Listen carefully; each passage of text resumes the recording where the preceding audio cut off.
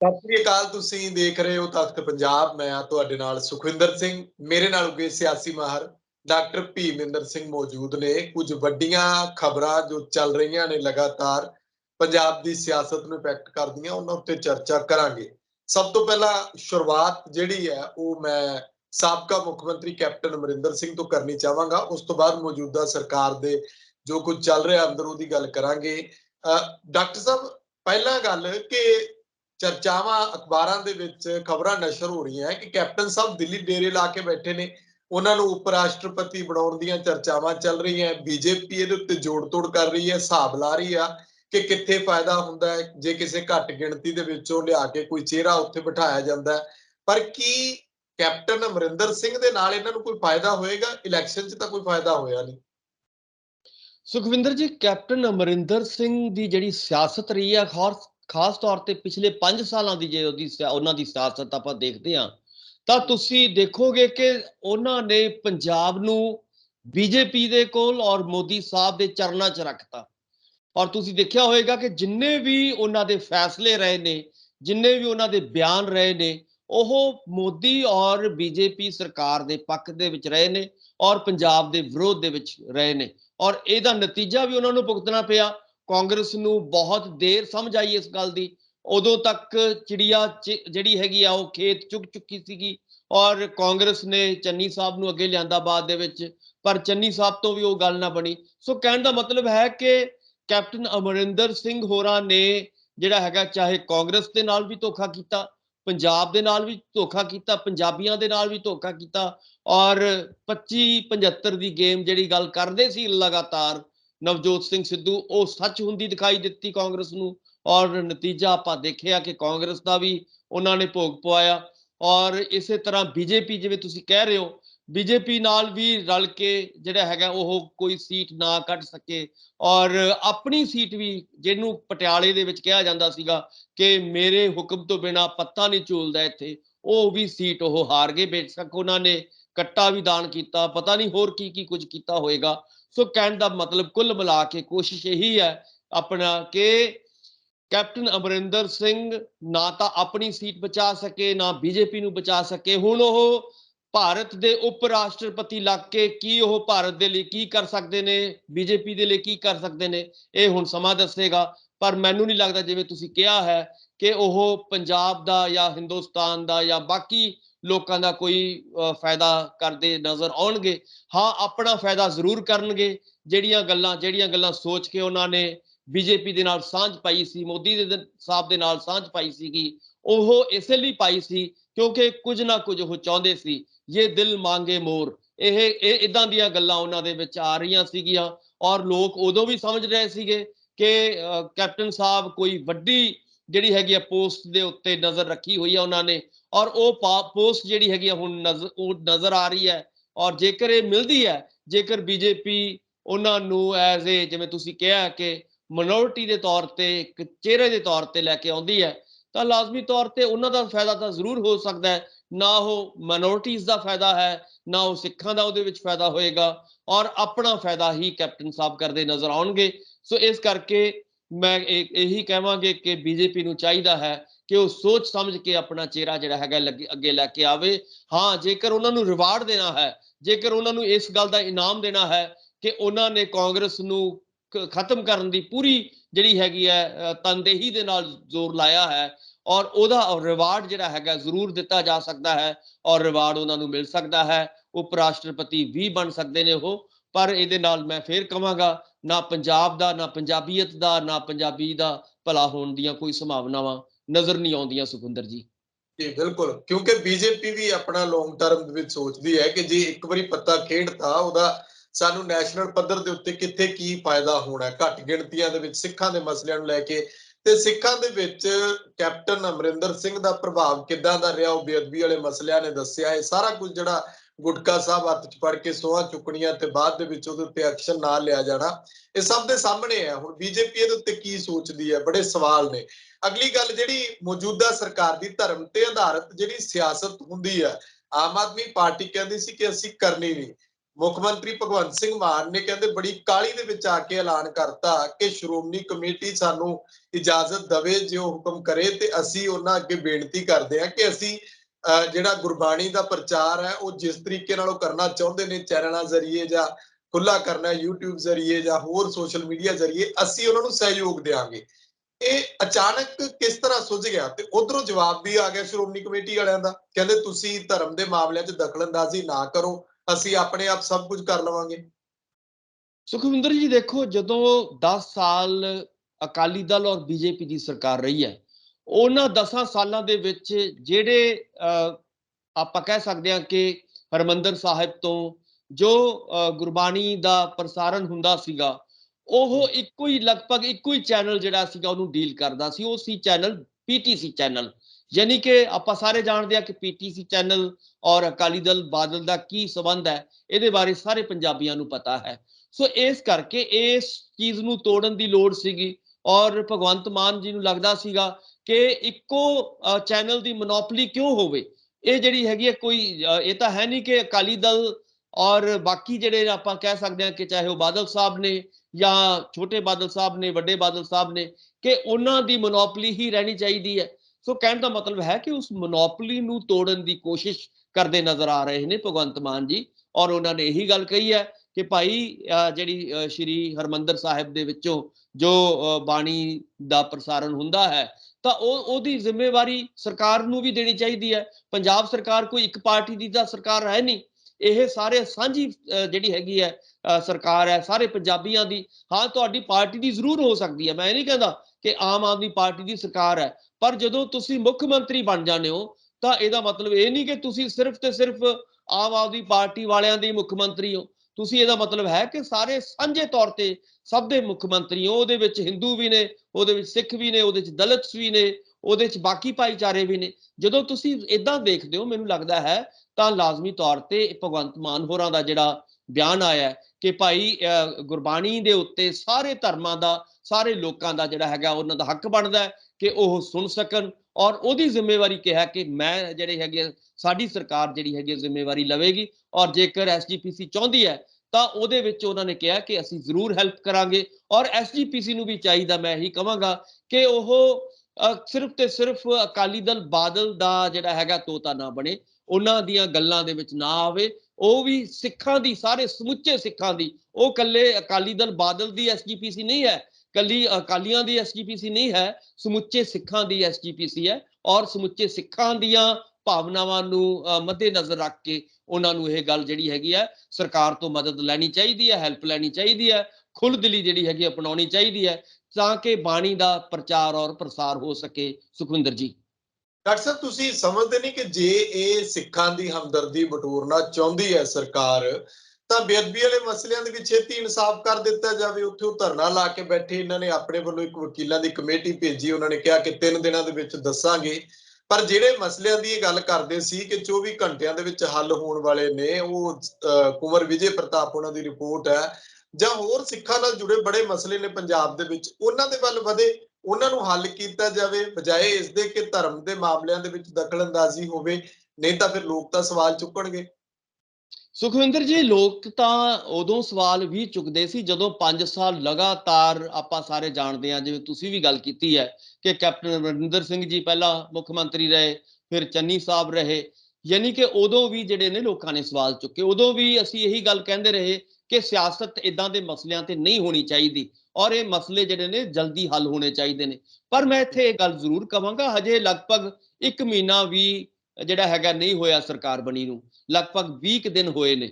ਸੋ ਇਸ ਕਰਕੇ ਜੇਕਰ ਆਪਾਂ ਇਹ ਕਹੀਏ ਕਿ ਹੁਣੀ ਜਲਦੀ ਤੋਂ ਜਲਦੀ ਜਿਹੜਾ ਹੈਗਾ ਮਸਲਾ ਹੱਲ ਹੋ ਜਾਊਗਾ, ਹਾਂ, ਜਿੰਨੇ ਕੁ 20 ਦਿਨਾਂ ਦੇ ਵਿੱਚ ਉਹਨਾਂ ਨੇ ਕੰਮ ਕਰਨੇ ਸੀਗੇ, ਇਦਾਂ ਦਾ ਮੈਨੂੰ ਲੱਗਦਾ ਕਿ ਜਦੋਂ ਅਸੀਂ ਪਿਛਲੇ 20 ਸਾਲ ਦੇਖਦੇ ਹਾਂ ਪੰਜਾਬ ਦੇ ਸਿਆਸੀ ਇਤਿਹਾਸ ਦੇ, ਤਾਂ ਇਦਾਂ ਦੀਆਂ ਜਿਹੜੀਆਂ ਇਦਾਂ ਦੇ ਕੰਮ ਨੇ ਜਾਂ ਇਦਾਂ ਦੀਆਂ ਕਾਰਵਾਈਆਂ ਜਾਂ ਇਦਾਂ ਦੇ ਐਲਾਨ ਜਿਹੜੇ ਕੀਤੇ ਨੇ ਮਾਨ ਸਰਕਾਰ ਨੇ, ਤਾਂ ਉਹ ਨਹੀਂ ਸੀ ਹੋਏ। ਆਪਾਂ ਸਾਰੇ ਜਾਣਦੇ ਹਾਂ ਕਿ ਜਿਸ ਤੇਜ਼ੀ ਦੇ ਨਾਲ ਲਗਾਤਾਰ ਕੰਮ ਚੱਲ ਰਿਹਾ ਹੈ ਪੰਜਾਬ ਦੇ ਵਿੱਚ, ਚਾਹੇ ਭ੍ਰਿਸ਼ਟਾਚਾਰੀ ਨੂੰ ਲੈ ਕੇ ਹੋ ਜੇ, ਚਾਹੇ ਮਾਈਨਿੰਗ ਨੂੰ ਲੈ ਕੇ ਹੋਵੇ, ਚਾਹੇ ਹੋਰ ਜਿਹੜੇ ਵੱਖਰੇ ਮਸਲੇ ਨੇ, ਬੁਨਿਆਦੀ ਮੁੱਦੇ ਨੇ ਪੰਜਾਬ ਦੇ, ਉਹਨਾਂ ਨੂੰ ਲੈ ਕੇ ਹੋਵੇ। ਸੋ ਕਹਿਣ ਦਾ ਮਤਲਬ ਹੈ ਕਿ ਇਹ ਬਿਆਨ ਜਾਂ ਇਦਾਂ ਦੇ ਗੱਲਾਂ ਜਿਹੜੀਆਂ ਨੇ ਉਹ ਬਹੁਤ ਤੇਜ਼ੀ ਨਾਲ ਹੋ ਰਹੀਆਂ ਨੇ ਔਰ ਉਮੀਦ ਕਰਨੀ ਬਣਦੀ ਹੈ ਭਗਵੰਤ ਮਾਨ ਦੀ ਸਰਕਾਰ ਤੋਂ ਕਿ ਇਹ ਮਸਲਾ ਵੀ ਜਿਹੜਾ ਬਰਗਾੜੀ ਕਾਂਡ ਦਾ ਮਸਲਾ ਹੈ ਉਹਦਾ ਵੀ ਦੁੱਧ ਦਾ ਦੁੱਧ ਪਾਣੀ ਦਾ ਪਾਣੀ ਜਲਦੀ ਹੋਵੇਗਾ। ਇਹਨੂੰ ਮੈਨੂੰ ਲੱਗਦਾ ਛੇਤੀ ਤੋਂ ਛੇਤੀ ਜਿਹੜਾ ਹੈਗਾ ਪਹਿਲ ਦੇ ਆਧਾਰ ਦੇ ਉੱਤੇ ਕੀਤਾ ਜਾਵੇਗਾ। ਸੋ ਜਿਵੇਂ ਪਿਛਲੇ ਬਿਆਨ ਆਏ ਨੇ, ਪਿਛਲੀਆਂ ਆਪਾਂ ਗੱਲਾਂ ਦੇਖ ਰਹੇ ਹਾਂ ਭਗਵੰਤ ਮਾਨ ਸਰਕਾਰ ਦੀਆਂ, ਉੱਥੋਂ ਇਹ ਜ਼ਰੂਰ ਆਈਡੀਆ ਹੋ ਸਕਦਾ ਹੈ, ਅੰਦਾਜ਼ਾ ਹੋ ਸਕਦਾ ਹੈ ਕਿ ਜਲਦੀ ਤੋਂ ਜਲਦੀ ਇਹ ਜਿਹੜਾ ਬਰਗਾੜੀ ਕਾਂਡ ਦਾ ਮਸਲਾ ਹੱਲ ਕੀਤਾ ਜਾਵੇਗਾ। ਸੁਖਵਿੰਦਰ ਜੀ, ਡਾਕਟਰ ਸਾਹਿਬ ਤੁਸੀਂ ਕਹਿੰਦੇ ਹੋ ਕਿ 20 ਦਿਨ ਹੋਏ ਸਰਕਾਰ ਆਈ ਨੂੰ, ਸਮਾਂ ਹੋਰ ਦਿਓ, ਪਰ ਇਹਨਾਂ 20 ਦਿਨਾਂ ਦੇ ਵਿੱਚ ਜਿਹੜੇ ਕੁਝ ਵੱਡੇ ਇਤਰਾਜ਼ਯੋਗ ਐਲਾਨ ਹੋਏ ਨੇ ਜਾਂ ਵੱਡੇ ਇਤਰਾਜ਼ਯੋਗ ਕੰਮ ਹੋਏ ਨੇ ਸਰਕਾਰ ਦੇ, ਜਿਵੇਂ ਰਾਜ ਸਭਾ 'ਚ ਗੈਰ ਪੰਜਾਬੀਆਂ ਨੂੰ ਭੇਜਣਾ, ਤੇ ਉਸ ਤੋਂ ਬਾਅਦ ਜਿਹੜਾ ਇਹਨਾਂ ਨੇ ਕਿਹਾ ਸੀ ਕਿ 35,000 ਮੁਲਾਜ਼ਮਾਂ ਨੂੰ ਪੱਕੇ ਕਰਨਾ, ਹੁਣ ਉਹਨਾਂ ਦਾ ਠੇਕਾ ਮੁਲਾਜ਼ਮਾਂ ਦਾ ਜਿਹੜਾ ਸੇਵਾ ਕਾਲ ਆ ਉਹਨਾਂ ਦੀ ਜਿਹੜੀ ਹੋਰ ਅੱਗੇ ਵਧਾ ਦਿੱਤੀ ਹੈ 1 ਸਾਲ ਦੇ ਲਈ, ਮਤਲਬ ਕਿ ਹੁਣ ਠੰਡੇ ਬਸਤੇ 'ਚ ਪਾ ਦਿੱਤਾ ਗਿਆ। ਬਹੁਤ ਇਹੋ ਜਿਹੇ ਮਸਲੇ ਨੇ, ਬਿਜਲੀ ਵਾਲਾ ਮਸਲਾ ਪਿਆ, ਕਿਸਾਨਾਂ 'ਚ ਹਾਹਾਕਾਰ ਮਚੀ ਹੋਈ ਹੈ, ਕਹਿੰਦੇ ਮੋਟਰਾਂ ਦੇ ਉੱਤੇ ਪਾਣੀ ਨਹੀਂ ਆ ਰਿਹਾ, ਬਿਜਲੀ ਨਹੀਂ ਆ ਰਹੀ, ਇਸ ਕਰਕੇ ਜਿਹੜਾ ਸਬਜ਼ੀਆਂ ਜਿਹੜਾ ਉਹਦਾ ਨੁਕਸਾਨ ਹੋ ਰਿਹਾ। ਇਹ ਸਾਰੇ ਮਸਲੇ ਨੇ। ਜਦੋਂ ਤੁਸੀਂ ਕਹਿ ਦਿੰਦੇ ਹੋ ਕਿ ਇਹਨਾਂ ਨੇ ਬਹੁਤ ਵਧੀਆ ਐਲਾਨ ਕੀਤੇ ਨੇ, ਪਰ ਕਾਹਲੀ ਦੇ ਵਿੱਚ ਵੀ ਕੀਤੇ ਨੇ ਜਿਨ੍ਹਾਂ ਦੇ ਉੱਤੇ ਨਾ ਤਾਂ ਕੋਈ ਕਾਨੂੰਨੀ ਤੌਰ ਦੇ ਉੱਤੇ ਵਿਚਾਰਿਆ ਗਿਆ ਤੇ ਨਾ ਜ਼ਮੀਨੀ ਪੱਧਰ ਦੇ ਉੱਤੇ ਉਹੋ ਜਿਹਾ ਕੋਈ ਲਾਗੂ ਹੈ। ਭਾਵੇਂ ਕਈ ਜਾਣ ਕੇ ਰਿਸ਼ਵਤਖੋਰੀ ਬੰਦ ਹੋ ਗਈ, ਥਾਣਿਆਂ 'ਚ ਧੱਕੇਸ਼ਾਹੀ ਬੰਦ ਹੋ ਗਈ, ਉਹ ਸਭ ਕੁਝ ਉਵੇਂ ਜਿਵੇਂ ਚੱਲ ਰਿਹਾ। ਮਾਈਨਿੰਗ ਨੂੰ ਲੈ ਕੇ ਵੀ ਇਹ ਕਹਿੰਦੇ ਨੇ, ਉਹ ਵੀਡੀਓ ਨਸ਼ਰ ਹੋ ਰਹੀਆਂ ਨੇ ਕਿ ਮਾਈਨਿੰਗ ਕਿਵੇਂ ਚੱਲ ਰਹੀ ਹੈ, ਉਹ ਪੈਸਾ ਜਾ ਕਿੱਥੇ ਰਿਹਾ।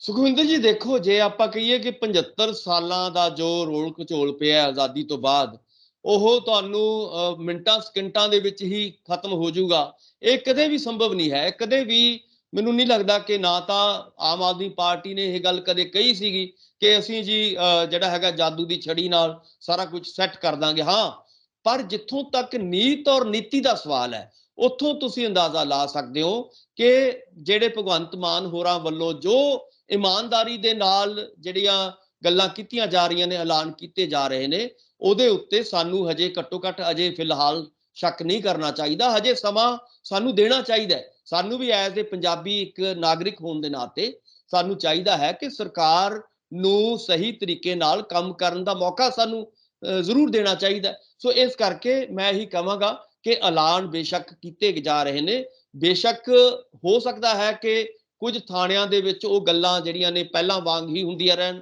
ਕੁਝ ਦਫ਼ਤਰਾਂ ਦੇ ਵਿੱਚ ਰਿਸ਼ਵਤਖੋਰੀ ਹਜੇ ਵੀ ਚੱਲ ਰਹੀ ਹੋਵੇ, ਪਰ ਮੈਂ ਫਿਰ ਵੀ ਕਹਾਂਗਾ ਕਿ ਜਿਸ ਕਿਸਮ ਦੇ ਨਾਲ, ਕਿਉਂਕਿ ਹਜੇ ਤਾਂ ਸਿਰਫ ਕੁਝ ਥਾਣਿਆਂ ਦੇ ਜਾਂ ਕੁਝ ਡਿਸਟ੍ਰਿਕਟ ਦੇ ਜਿਹੜੇ ਨੇ, ਜਾਂ ਕੁਝ ਆਪਾਂ ਕਹਿ ਸਕਦੇ ਹਾਂ ਕਿ ਐਸਐਸਪੀ ਸਾਹਿਬਾਨ ਹੀ ਬਦਲੇ ਨੇ, ਡੀਸੀ ਸਾਹਿਬਾਨ ਹੀ ਬਦਲੇ ਨੇ। ਜਦੋਂ ਕੁੱਲ ਮਿਲਾ ਕੇ ਸਾਰਾ ਸਿਚੁਏਸ਼ਨ ਕੰਟਰੋਲ 'ਚ ਆ ਜਾਏਗੀ, ਜਦੋਂ ਸਾਰੀ ਅਫਸਰਸ਼ਾਹੀ ਨੂੰ ਜਿਹੜੇ ਇਮਾਨਦਾਰ ਲੋਕ ਜਦੋਂ ਅੱਗੇ ਆ ਜਾਣਗੇ, ਤਾਂ ਲਾਜ਼ਮੀ ਤੌਰ ਤੇ ਤੁਸੀਂ ਦੇਖੋਗੇ ਕਿ ਦਫ਼ਤਰਾਂ ਦੇ ਵਿੱਚ ਵੀ ਔਰ ਹਸਪੀਟਲਸ ਦੇ ਵਿੱਚ ਜਾਂ ਸਕੂਲਾਂ ਦੇ ਵਿੱਚ, ਕਾਲਜਸ ਦੇ ਵਿੱਚ ਜਾਂ ਜਿਹੜਾ ਥਾਣਿਆਂ ਦੇ ਵਿੱਚ ਬਹੁਤ ਵੱਡੀਆਂ ਚੇਂਜਸ ਆਉਣ ਵਾਲੇ ਦਿਨਾਂ ਦੇ ਵਿੱਚ ਹੋਣ ਦੀਆਂ ਸੰਭਾਵਨਾਵਾਂ ਨਜ਼ਰ ਆ ਰਹੀਆਂ ਨੇ। ਸੋ ਮੈਂ ਫੇਰ ਕਹਾਂਗਾ ਕਿ 20 ਦਿਨਾਂ ਦੇ ਵਿੱਚ ਜਿਹੜਾ ਹੈਗਾ ਸਾਨੂੰ ਥੋੜਾ ਜਿਹਾ ਸਬਰ ਸੰਤੋਖ ਜਿਹੜਾ ਹੈਗਾ ਜ਼ਰੂਰ ਰੱਖਣਾ ਚਾਹੀਦਾ ਹੈ, ਔਰ ਸਰਕਾਰ ਨੂੰ ਇੱਕ ਚੰਗੇ ਨਾਗਰਿਕ ਹੋਣ ਦੇ ਨਾਤੇ ਜ਼ਰੂਰ ਉਹਨਾਂ ਨੂੰ ਮੌਕਾ ਦੇਣਾ ਚਾਹੀਦਾ। ਹਾਂ, ਜਿੱਥੇ ਕੋਈ ਗਲਤ ਗੱਲ ਹੁੰਦੀ ਹੈ, ਜਿਵੇਂ ਤੁਸੀਂ ਵੀ ਕਹਿ ਰਹੇ ਹੋ, ਜਿਹੜੇ ਕਿ 5 ਜਿਹੜੇ ਰਾਜ ਸਭਾ ਦੇ ਮੈਂਬਰ ਲਾਏ ਨੇ, ਉਹ ਗਲਤ ਗੱਲ ਪੰਜਾਬੀਆਂ ਨੇ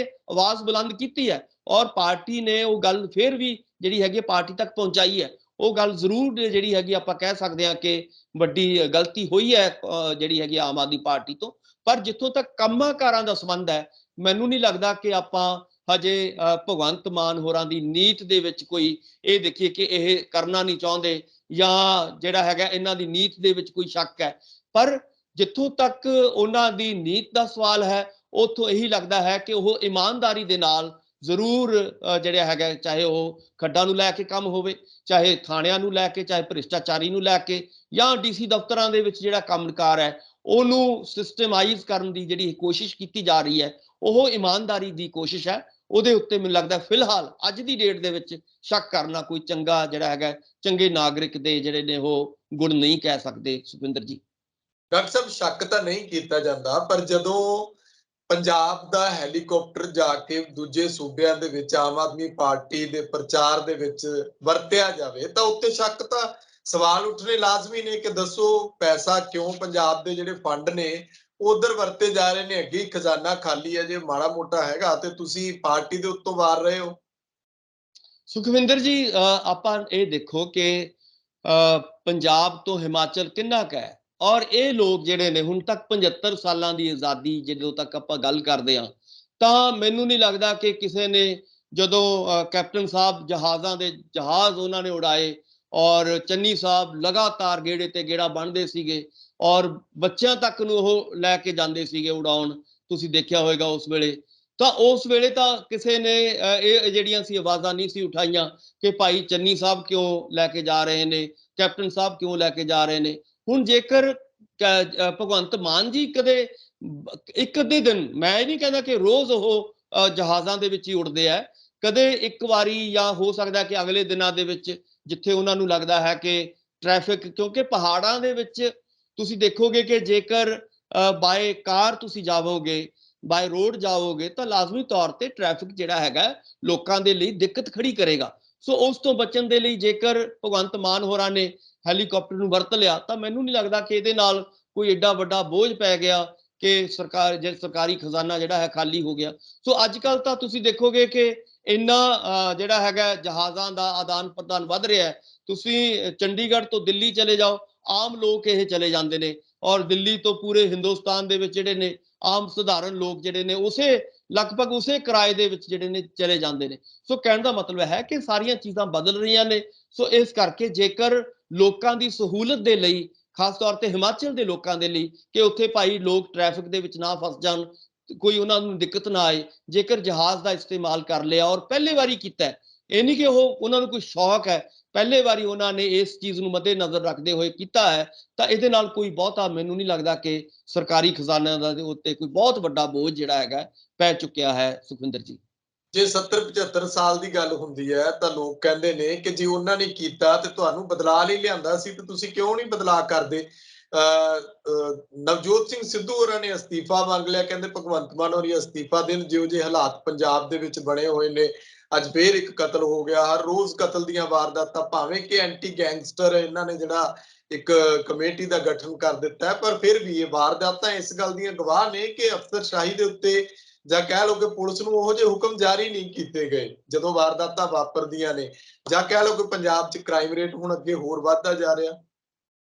ਸੁਖਵਿੰਦਰ ਜੀ, ਮੈਂ ਫੇਰ ਵੀ ਇਹੀ ਗੱਲ ਸਾਨੂੰ ਸਮਝਣ ਦੀ ਲੋੜ ਹੈ ਕਿ ਇੱਕਦਮ ਜਿਹੜਾ ਕ੍ਰਾਈਮ ਰੇਟ ਜਿਹੜਾ ਹੈਗਾ ਇਹ ਕੋਈ ਇਹ ਨਹੀਂ ਹੋ ਗਿਆ ਕਿ ਰਾਤੋਂ ਰਾਤ ਹੀ ਪੈਦਾ ਹੋ ਗਿਆ। ਪਿਛਲੇ 20 ਦਿਨਾਂ 'ਚ ਹੀ ਕ੍ਰਾਈਮ ਰੇਟ ਜਿਹੜਾ ਹੈਗਾ ਉਹ ਅਚਾਨਕ ਹੀ ਵੱਧ ਗਿਆ। ਉਸ ਤੋਂ ਪਹਿਲੇ ਜਿਹੜੇ ਨੇ, ਚਾਹੇ ਉਹ ਅਕਾਲੀ ਦਲ ਬੀਜੇਪੀ ਦੀ ਸੱਤਾ ਰਹੀ ਹੋਵੇ, ਉਹਦਾ ਤੁਸੀਂ ਕ੍ਰਾਈਮ ਰੇਟ ਦੇਖ ਲਓ। ਲਗਾਤਾਰ ਆਪਾਂ ਨੇ ਉਸ ਵੇਲੇ ਵੀ ਆਪਾਂ ਗੱਲਾਂ ਕਰਦੇ ਸੀ ਕਿ ਕਿਸ ਤਰ੍ਹਾਂ ਗੈਂਗਸਟਰ ਜਿਹੜੇ ਨੇ ਉਹ ਪੰਜਾਬ ਦੇ ਵਿੱਚ ਵੱਧਦੇ ਜਾ ਰਹੇ ਨੇ, ਕਿਸ ਤਰ੍ਹਾਂ ਹਥਿਆਰਾਂ ਦੇ ਜਿਹੜੇ ਲਾਇਸੈਂਸ ਤੁਸੀਂ ਦੇਖੋਗੇ ਕਿ ਅਕਾਲੀ ਦਲ ਔਰ ਬੀਜੇਪੀ ਦੀ ਸਰਕਾਰ ਵੇਲੇ ਦਿੱਤੇ ਗਏ, ਉਹਦੀ ਤੁਸੀਂ ਗਿਣਤੀ ਕਰਵਾ ਲਓ, ਔਰ ਹਥਿਆਰਾਂ ਦੇ ਲਾਇਸੈਂਸ ਜਦੋਂ ਪਿਛਲੇ 5 ਸਾਲਾਂ ਦੇ ਦੌਰਾਨ ਦਿੱਤੇ ਗਏ ਉਹਦੀ ਗਿਣਤੀ ਕਰਾ ਲਓ।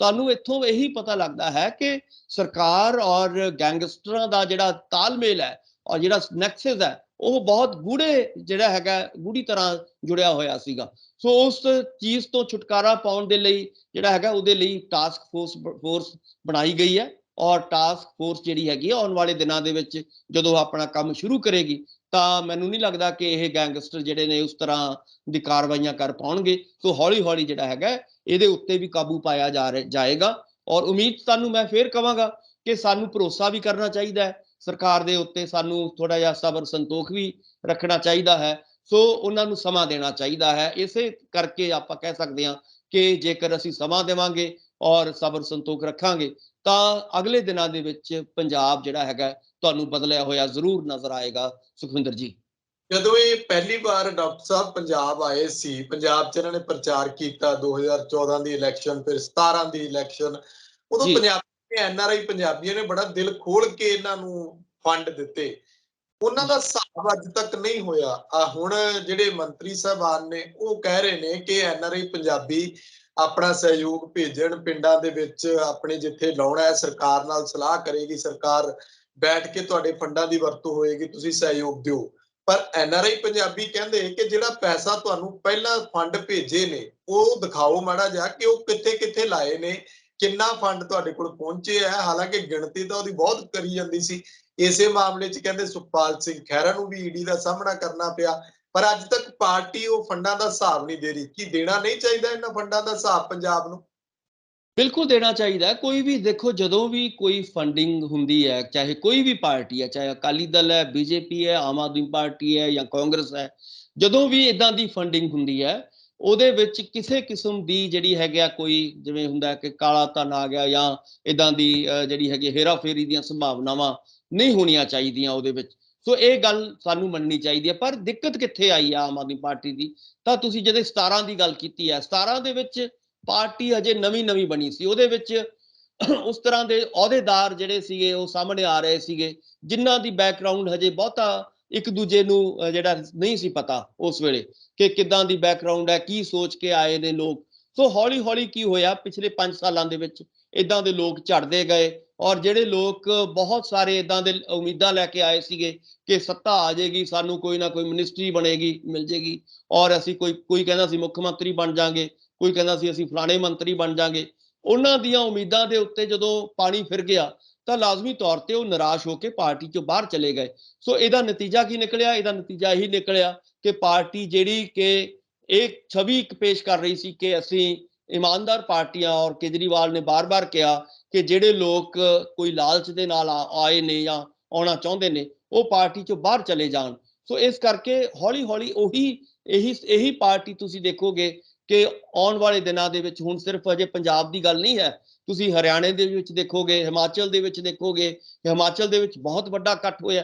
ਹਰਿਆਣੇ ਦੇ ਵਿੱਚ ਲੋਕ ਲਗਾਤਾਰ ਕੋਸ਼ਿਸ਼ ਕਰ ਰਹੇ ਨੇ ਕਿ ਅਸੀਂ ਹੁਣ ਆਮ ਆਦਮੀ ਪਾਰਟੀ ਦੀ ਸੱਤਾ ਲੈ ਕੇ ਆਉਣੀ ਹੈ। ਇਸੇ ਤਰ੍ਹਾਂ ਤੁਸੀਂ ਦੇਖੋਗੇ ਕਿ ਗੁਜਰਾਤ ਦੇ ਵਿੱਚ ਜਿਹੜੀ ਹੈਗੀ ਆ ਪਾਰਟੀ ਦਾ ਬਹੁਤ ਜ਼ੋਰ ਫੜਦਾ ਨਜ਼ਰ ਆ ਰਹੀ ਹੈ ਪਾਰਟੀ। ਸੋ ਕਹਿਣ ਦਾ ਮਤਲਬ ਹੈ ਕਿ ਜੇਕਰ ਪਾਰਟੀ ਇਮਾਨਦਾਰੀ ਵਾਲੀ ਛਵੀ ਪੇਸ਼ ਕਰੀ ਜਾਏਗੀ ਆਉਣ ਵਾਲੇ ਦਿਨਾਂ ਦੇ ਵਿੱਚ, ਤਾਂ ਲਾਜ਼ਮੀ ਤੌਰ ਤੇ ਦੂਜੇ ਸਟੇਟਾਂ ਦੇ ਵਿੱਚ ਵੀ ਉਹਨੂੰ ਜਾਣ ਦਾ ਮੌਕਾ ਮਿਲੇਗਾ। ਸੋ ਉਹ ਜਿਹੜੇ ਪੁਰਾਣੇ ਲੋਕ ਸੀਗੇ, ਜਿਵੇਂ ਤੁਸੀਂ ਆਪ ਹੀ ਕਿਹਾ ਕਿ ਖਹਿਰਾ ਸਾਹਿਬ ਵਰਗੇ ਲੋਕ, ਜਿਨ੍ਹਾਂ ਦੇ ਉੱਤੇ ਜਿਹੜੇ ਪਾਰਟੀ ਦੇ ਵਿੱਚ ਕੁਝ ਲਾਲਚ ਦੇ ਲਈ ਆਏ ਸੀਗੇ, ਅੱਜ ਉਹ ਜਿਹੜੀ ਤੁਸੀਂ ਈਡੀ ਦੀ ਆਪ ਹੀ ਐਗਜ਼ਾਮਪਲ ਦਿੱਤੀ ਹੈ, ਉਹ ਇਸੇ ਕਰਕੇ ਫਸੇ ਨੇ ਕਿਉਂਕਿ ਜਿਹੜੇ ਦੇਖੋ, ਜਿਹੜਾ ਕਰੇਗਾ ਉਹੀ ਭਰੇਗਾ। ਸੋ ਇਸ ਕਰਕੇ ਪਾਰਟੀ ਨਾਲੋਂ ਜਿਹੜੇ ਇਦਾਂ ਦੇ ਲੋਕ ਆਏ ਸੀਗੇ, ਲਾਲਚ ਵਾਲੇ ਲੋਕ ਆਏ ਸੀ, ਔਰ ਜਿਨ੍ਹਾਂ ਨੇ ਉਸ ਸਾਰੇ ਧਨ ਨੂੰ ਹੜੱਪਣ ਦੀ ਕੋਸ਼ਿਸ਼ ਕੀਤੀ ਹੈ, ਉਹਨਾਂ ਦੇ ਉੱਤੇ ਇਸ ਵੇਲੇ ਜਿਹੜੇ ਨੇ ਵੱਖ-ਵੱਖ ਕੇਸ ਵੀ ਚੱਲ ਰਹੇ ਨੇ, ਔਰ ਵੱਖ-ਵੱਖ ਜਿਹੜੇ ਉਹ ਤੁਸੀਂ ਦੇਖੋਗੇ ਕਿ ਪਾਰਟੀ ਤੋਂ ਬਾਹਰ ਵੀ ਉਹ ਗਏ ਨੇ, ਵੱਖ-ਵੱਖ ਲੋਕ ਜਿਹੜੇ ਨੇ।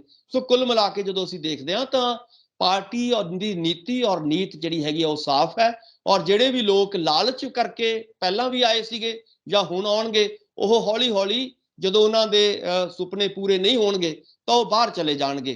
ਕਿਉਂਕਿ ਪਾਰਟੀ ਜਿਹੜੀ ਚਾਹੁੰਦੀ ਹੈ ਉਹ ਲੋਕ ਭਲਾਈ ਵਾਲੀ ਪਾਰਟੀ ਚਾਹੁੰਦੀ ਹੈ, ਲੋਕਾਂ ਦੀ ਸੇਵਾ ਚਾਹੁੰਦੀ ਹੈ, ਲੋਕਾਂ ਦੇ ਕੰਮ ਕਰਨਾ ਚਾਹੁੰਦੀ ਹੈ, ਲੋਕਾਂ ਦੇ ਜਿਹੜੇ 70-75 ਸਾਲਾਂ ਤੋਂ ਮਸਲੇ ਅੜੇ ਹੋਏ ਨੇ ਉਹਨਾਂ ਦੇ ਹੱਲ ਕਰਨਾ ਚਾਹੁੰਦੀ ਹੈ। ਸੋ ਇਸ ਕਰਕੇ ਜਦੋਂ ਇਹ ਸਾਰੇ ਕਰਨੇ ਪੈਣਗੇ, ਕੰਮ ਕਰਨਾ ਪਏਗਾ, ਲੋਕਾਂ ਦੇ ਵਿੱਚ ਵਿਚਰਨਾ ਪਏਗਾ, ਦਿਨ ਰਾਤ 24 ਘੰਟੇ ਤੁਹਾਨੂੰ ਇੱਕ ਕਰਨਾ ਪਊਗਾ, ਤਾਂ ਲਾਜ਼ਮੀ ਤੌਰ ਤੇ ਇਦਾਂ ਦੇ ਲੋਕ ਜਿਹੜੇ ਕੋਈ ਲਾਲਚ ਵਸ ਆਏ ਨੇ ਉਹ ਬਾਹਰ ਚਲੇ ਜਾਣਗੇ। ਉਹੀ ਲੋਕ ਪਾਰਟੀ ਦੇ ਵਿੱਚ ਹਿੱਸਾ ਬਣੇ ਰਹਿਣਗੇ ਜਿਹੜੇ ਕਿ ਸੱਚੀ ਮੁੱਚੀ ਸਿਆਸਤ ਨੂੰ ਸੇਵਾ ਭਾਵਨਾ ਨਾਲ ਕੰਮ ਕਰਕੇ ਅੱਗੇ ਲੈ ਕੇ ਜਾਣਗੇ ਆਪਣੇ ਸਟੇਟ ਨੂੰ ਜਾਂ ਭਾਰਤ ਨੂੰ।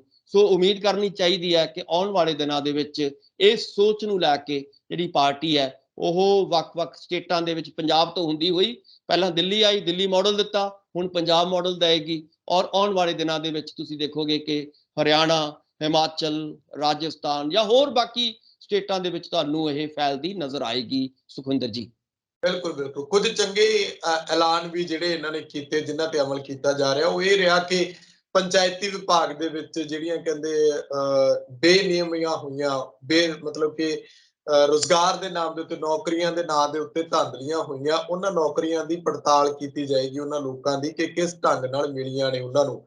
ਦੂਜੀ ਗੱਲ ਇਹ ਆ ਕਿ ਜਿੱਥੋਂ ਤੱਕ ਸਵਾਲ ਮੈਂ ਅਖੀਰ ਦੇ ਵਿੱਚ ਲੈ ਕੇ ਜਾ ਰਿਹਾ ਕਿ ਗੱਲ, ਲੋਕਾਂ ਨੂੰ ਉਮੀਦਾਂ ਵੱਡੀਆਂ ਨੇ। ਇਹਨਾਂ ਨੇ ਕਿਹਾ ਕਿ ਸੇਵਾ ਕੇਂਦਰ ਤੇ ਸਾਂਝ ਕੇਂਦਰ ਜਿਹੜੇ ਨੇ ਉਹ ਐਤਵਾਰ ਵਾਲੇ ਦਿਨ ਵੀ ਕੰਮ ਕਰਨਗੇ, ਮਤਲਬ ਕਿ ਏਦਾਂ ਕਹਿ ਲਓ ਕਿ ਕੋਈ ਛੁੱਟੀ ਨਹੀਂ, ਸ਼ਿਫਟਾਂ ਵਿੱਚ ਕੰਮ ਹੋਣਗੇ। ਉੱਥੇ ਵੀ ਲੋਕ ਉਮੀਦ ਕਰਦੇ ਨੇ, ਥੋੜੀ ਵੱਡੀ ਉਮੀਦ ਰੱਖਦੇ ਨੇ ਕਿ ਸੁਖਾਲਾ ਹੋ ਜੇ ਕੰਮ, ਜਾ ਕੇ ਉਹਨਾਂ ਨੂੰ ਕਿਸੇ ਕਿਸਮ ਦੀ ਦਿੱਕਤ ਨਾ ਆਵੇ, ਆਬਜੈਕਸ਼ਨ ਨਾ ਲੱਗਣ, ਇੱਕੋ ਵਾਰ 'ਚ ਹੀ ਉਹਨਾਂ ਦਾ ਕੰਮ ਜਿਹੜਾ ਉਹ ਨੇਪਰੇ ਚੜੇ। ਜਿਹੜਾ ਕੰਮਾਂ ਨੂੰ ਮਹੀਨਾ 2-2 ਮਹੀਨੇ ਫਾਈਲਾਂ ਰੁਲਦੀਆਂ ਨੇ, ਉਹ ਗਿਣਤੀ ਦੇ ਦਿਨਾਂ ਦੇ ਵਿੱਚ, 2-4 ਦਿਨਾਂ ਦੇ ਵਿੱਚ ਉਹ ਮੁਕੰਮਲ ਹੋ ਕੇ ਉਹਨਾਂ ਨੂੰ ਪਹੁੰਚਦੀਆਂ ਹੋ ਜਾਣ। ਇਹੋ ਜਿਹੇ ਨਿੱਕੇ-ਨਿੱਕੇ ਮਸਲੇ ਨੇ ਜਿਹੜੇ ਲੋਕਾਂ ਦੇ ਨਾਲ ਜੁੜੇ ਨੇ, ਤੇ ਉਮੀਦ ਕਰਦੇ ਹਾਂ ਕਿ ਆਮ ਆਦਮੀ ਪਾਰਟੀ ਇਹਨਾਂ ਸਾਰਿਆਂ ਦਾ ਹੱਲ ਕੱਢੇਗੀ। ਮੈਂ ਜਾਂਦੇ-ਜਾਂਦੇ ਡਾਕਟਰ ਸਾਹਿਬ ਇੱਕ ਗੱਲ ਪੁੱਛਾਂ, ਸ਼ਾਇਦ ਤੁਸੀਂ ਇਹਦਾ ਜਵਾਬ ਦੇ ਸਕਦੇ ਹੋ ਬਾਖੂਬੀ, ਕਿ ਜਦੋਂ ਅਸੀਂ ਕਹਿੰਦੇ ਹਾਂ ਕਿ ਪਾਰਟੀ ਨੂੰ ਟਾਈਮ ਦਿਓ, ਕੀ ਪਾਰਟੀ ਨੂੰ ਮਹੀਨਾ ਚਾਹੀਦਾ, 2 ਮਹੀਨੇ ਚਾਹੀਦੇ ਨੇ ਜਾਂ 6 ਮਹੀਨੇ ਚਾਹੀਦੇ ਨੇ? ਇਹ ਪਾਰਟੀ ਨੂੰ ਆਪ ਨਹੀਂ ਸਾਹਮਣੇ ਆ ਕੇ ਦੱਸ ਦੇਣਾ ਚਾਹੀਦਾ? ਲੋਕ ਇਸੇ ਕਰਕੇ ਸਵਾਲ ਚੁੱਕਦੇ ਨੇ ਨਾ, ਕਿਉਂਕਿ ਇਹਨਾਂ ਨੇ ਕਿਹਾ ਸੀ ਕਿ ਇਹ ਤਾਂ ਜੀ ਪਹਿਲੇ ਦਿਨ ਹੋ ਜਾਣਾ, ਆਹ ਕੰਮ ਜਿਹੜਾ ਹਰਾ ਪੈਨ ਹੱਥ ਆਉਣ ਦੀ ਦੇਰ ਆ, ਆਹ ਕੰਮ 24 ਘੰਟਿਆਂ ਦੇ ਵਿੱਚ ਹੋਣ ਵਾਲਾ, ਆ 20,000 ਕਰੋੜ ਇਧਰੋਂ ਆਉਣਾ, 30,000 ਕਰੋੜ ਇਧਰੋਂ ਖਜ਼ਾਨੇ ਚ ਆ ਜਾਣਾ। ਇਦਾਂ ਦੀਆਂ ਜਦੋਂ ਗੱਲਾਂ ਕਰਦੇ ਫਿਰ ਲੋਕ ਤਾਂ ਪੁੱਛਣਗੇ ਕਿ ਕਿੰਨਾ ਟਾਈਮ ਲੈਣਾ ਤੁਸੀਂ। ਸੁਖਵਿੰਦਰ ਜੀ, ਪਹਿਲੀ ਗੱਲ ਤਾਂ ਜਿਹੜੇ ਤੁਸੀਂ ਲੋਕਾਂ ਦੀ ਗੱਲ ਕਰਦੇ ਹੋ, ਲੋਕ ਨਹੀਂ ਹੈਗੇ, ਵਿਰੋਧੀ ਪਾਰਟੀਆਂ ਨੇ। ਇਹਨੂੰ ਸਮਝਣ ਦੀ ਲੋੜ ਹੈ। ਲੋਕ ਤਾਂ ਇਸ ਵੇਲੇ ਖੁਸ਼ ਨੇ। ਲੋਕ ਜਦੋਂ ਥਾਣਿਆਂ 'ਚ ਜਾਂਦੇ ਨੇ, ਜਦੋਂ ਉਹਨਾਂ ਦੀ ਥਾਣਿਆਂ ਦੇ ਵਿੱਚ ਪੁੱਛ ਪ੍ਰਤੀਤ ਹੁੰਦੀ ਆ, ਉਹਨਾਂ ਦੀ ਸੁਣਵਾਈ ਹੁੰਦੀ ਹੈ, ਉੱਥੇ ਲੋਕ ਖੁਸ਼ ਹੁੰਦੇ ਨੇ। ਜਦੋਂ ਉਹ ਸਰਕਾਰੀ ਦਫ਼ਤਰਾਂ 'ਚ ਜਾਂਦੇ ਨੇ, ਜਦੋਂ ਉਹਨਾਂ ਨੂੰ ਸਮੇਂ ਸਿਰ ਤਹਿਸੀਲਦਾਰ ਮਿਲਦੇ ਨੇ, ਪਟਵਾਰੀ ਮਿਲਦੇ ਨੇ, ਉਹ ਉੱਥੇ ਖੁਸ਼ ਹੋ ਜਾਂਦੇ ਨੇ। ਜਦੋਂ ਉਹ ਸਕੂਲਾਂ ਦੇ ਵਿੱਚ ਦੇਖਦੇ ਨੇ ਕਿ ਟੀਚਰ ਟੀਚਰ ਸਾਹਿਬਾਨ ਸਾਡੇ ਬੱਚਿਆਂ ਨੂੰ ਚੰਗੀ ਤਰ੍ਹਾਂ ਪੜ੍ਹਾ ਰਹੇ ਨੇ, ਇਸੇ ਤਰ੍ਹਾਂ ਡਾਕਟਰਸ ਜਦੋਂ ਹਸਪੀਟਲ ਜਾਂਦੇ ਨੇ, ਉਹਨਾਂ ਨੂੰ ਲੱਗਦਾ ਹੈ ਕਿ ਡਾਕਟਰ ਸਾਡੀ ਦੇਖਭਾਲ ਕਰ ਰਹੇ ਨੇ। ਸੋ ਲੋਕ ਇਸ ਵੇਲੇ ਖੁਸ਼ ਨਜ਼ਰ ਆ ਰਹੇ ਨੇ। ਇਹਦੇ ਲਈ ਜਦੋਂ ਮੈਂ ਇਹ ਕਹਾਂਗਾ ਕਿ ਸਮਾਂ ਦੀ ਜਦੋਂ ਸੀਮਾ ਦੀ ਗੱਲ ਕਰਦੇ ਹਾਂ, ਸਮਾਂ ਸੀਮਾ ਦੀ, ਤਾਂ ਸਮਾਂ ਸੀਮਾ ਤਾਂ ਇੰਨੀ ਹੈ ਕਿ ਕੰਮ ਕਰਨ ਵਾਲੇ ਇੰਨੇ ਪਏ ਨੇ ਕਿ ਉਹਦੀ ਕੋਈ ਸਮਾਂ ਸੀਮਾ ਨਹੀਂ ਹੈ। ਇਹ ਆ ਵੀ ਦਿਨ ਰਾਤ ਇੱਕ ਕਰਕੇ ਜਿਹੜਾ ਹੈਗਾ ਜਿੰਨਾ ਵੱਧ ਤੋਂ ਵੱਧ ਕੰਮ ਹੋ ਸਕੇ ਉਹ ਕਰ ਲੈਣਾ ਚਾਹੀਦਾ ਹੈ, ਔਰ ਅਗਲਾ ਜਿਹੜਾ ਹੈਗਾ ਫੇਰ ਦੁਬਾਰਾ ਕੋਸ਼ਿਸ਼ ਕਰਨੀ ਚਾਹੀਦੀ ਹੈ। ਔਰ ਜਿੱਥੇ ਕਮਜ਼ੋਰੀਆਂ ਰਹਿ ਗਈਆਂ, ਕਦੇ ਵੀ ਕੋਈ ਚੀਜ਼ ਸੰਪੂਰਨ ਨਹੀਂ ਹੁੰਦੀ, ਬਹੁਤ ਸਾਰੀਆਂ ਘਾਟਾਂ ਹਮੇਸ਼ਾ ਰਹਿੰਦੀਆਂ ਨੇ। ਕੋਈ ਵੀ ਦੁਨੀਆ ਦਾ ਐਸਾ ਸਿਸਟਮ ਨਹੀਂ ਹੈ ਜਿਹਦੇ ਸੰਪੂਰਨ ਹੋਵੇ, ਜਿਹਦੇ ਵਿੱਚ ਕਿਸੇ ਕਿਸਮ ਦੀ ਕਮੀ ਨਾ ਹੋਵੇ। ਸੋ ਜਿਹੜਾ ਵੀ ਜਦੋਂ ਕੰਮ ਹੋਏਗਾ ਤਾਂ ਉਹਦੇ ਵਿੱਚ ਕਮੀਆਂ ਵੀ ਹੋਣਗੀਆਂ, ਪਰ ਪਹਿਲਾਂ ਤਾਂ ਸਰਕਾਰਾਂ ਦੀ ਇਹੀ ਰਹੀ ਹੈ ਨਾ ਨੀਤ ਔਰ ਨੀਤੀ, ਕਿ ਭਾਈ ਕੰਮ ਹੀ ਨਹੀਂ ਕਰਨਾ, ਕੰਮ ਹੀ ਆਖਰੀ 6 ਮਹੀਨੇ ਕਰਨਾ। ਸੋ ਉਦੋਂ ਹੀ ਕਰਦੇ ਸੀਗੇ। ਤੁਸੀਂ ਚੰਨੀ ਸਾਹਿਬ ਦਾ ਹਾਲਤ ਦੇਖ ਹੀ ਲਈ ਹੋਣੀ ਹੈ, ਔਰ ਚੰਨੀ ਸਾਹਿਬ ਦੇ ਉੱਤੇ ਲੋਕਾਂ ਨੇ ਨਹੀਂ ਭਰੋਸਾ ਕੀਤਾ। ਸੋ ਇਸ ਕਰਕੇ ਇਹ ਵਾਹਿਦ ਇੱਕ ਐਸੀ ਆਮ ਆਦਮੀ ਪਾਰਟੀ ਹੈ ਜਿਹੜੀ ਜਿਹਨੇ ਹਜੇ ਸਹੁੰ ਵੀ ਨਹੀਂ ਚੁੱਕੀ ਭਗਵੰਤ ਮਾਨ ਹੋਰਾਂ ਨੇ, ਪਹਿਲਾਂ ਹੀ ਕਾਰਵਾਈਆਂ ਉਹਨਾਂ ਨੇ ਸ਼ੁਰੂ ਕਰਤੀਆਂ ਸੀਗੀਆਂ। ਤੁਸੀਂ ਦੇਖ ਲਿਆ ਹੋਵੇਗਾ। ਇਹ ਤਾਂ ਜ਼ਿਆਦਾ, ਸਗੋਂ ਲੋਕ ਕਹਿੰਦੇ ਸੀਗੇ ਤਾਂ ਜ਼ਿਆਦਾ ਤੱਤੇ ਹੋ ਗਏ, ਜ਼ਿਆਦਾ ਤੇਜ਼ੀ ਦਿਖਾ ਰਹੇ ਨੇ ਲੋਕੀ। ਸੋ ਇਸ ਕਰਕੇ ਮੈਨੂੰ ਇਹ ਲੱਗਦਾ ਹੈ ਕਿ ਹੌਲੀ ਹੌਲੀ ਜਿਹੜਾ ਹੈਗਾ ਸਿਸਟਮ ਠੀਕ ਹੋਏਗਾ, ਔਰ ਸਹਿਜ ਪੱਕੇ ਸੋ ਬੀਠਾ ਹੋਏ।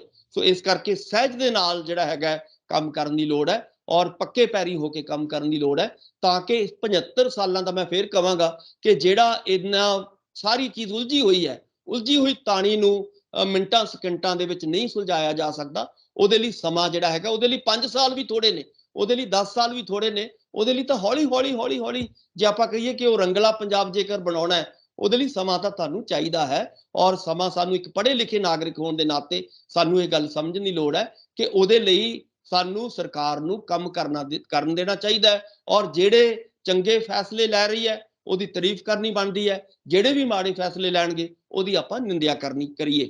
ਸੋ ਇਸ ਕਰਕੇ ਇਹਦਾ ਮਤਲਬ ਇੱਕ ਪਾਸੜ ਹੋ ਕੇ ਨਾ ਸੋਚੀਏ ਅਸੀਂ ਸਰਕਾਰ ਦੇ ਬਾਰੇ ਕਿ ਇਹ ਤਾਂ ਗਲਤ ਹੀ ਹੈ ਜਾਂ ਇਹ ਤਾਂ ਬਿਲਕੁਲ ਹੀ ਠੀਕ ਹੈ। ਸੋ ਜਿੱਥੇ ਪ੍ਰੋਬਲਮ ਹੈ ਉੱਥੇ ਜ਼ਰੂਰ ਉਂਗਲ ਉਠਾਈਏ, ਜਿੱਥੇ ਕੋਈ ਵਧੀਆ ਗੱਲ ਹੋ ਰਹੀ ਹੈ ਉਹਦੀ ਤਾਰੀਫ ਵੀ ਕਰੀਏ ਔਰ ਉਹਨੂੰ ਮੌਕਾ ਵੀ ਦਈਏ। ਸੋ ਮੇਰਾ ਤਾਂ ਇਹੀ ਕਹਿਣਾ ਹੈ ਸੁਖਵਿੰਦਰ ਜੀ। ਸ਼ੁਕਰੀਆ ਡਾਕਟਰ ਸਾਹਿਬ, ਧੰਨਵਾਦ ਤੁਹਾਡਾ।